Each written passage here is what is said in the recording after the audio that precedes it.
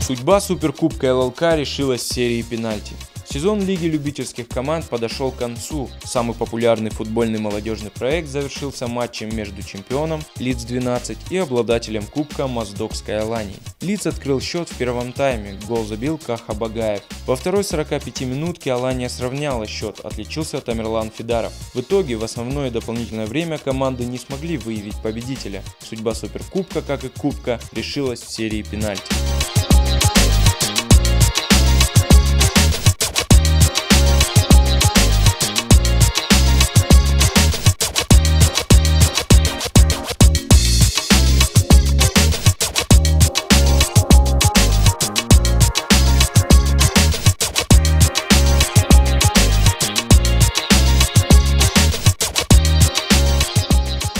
И вновь удача оказалась на стороне моздокских футболистов.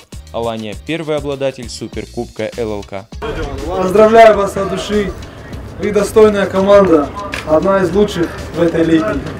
Я рад, что мы именно вам проиграли. Как это вы не звучало так?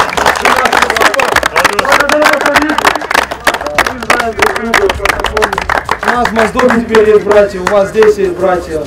Ребята, а вот то, что вы решили так, то, что проигравшая команда вручает кубок победившей, то, что без обид мы приняли поражение именно от вас, и вас поздравляем. Люди заслужили, суперкубок ваш.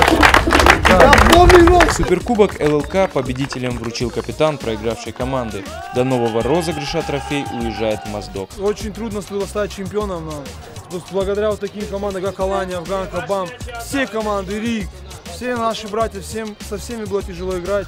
Но мы как-то вырвали это победительство или чемпионство, как сказать.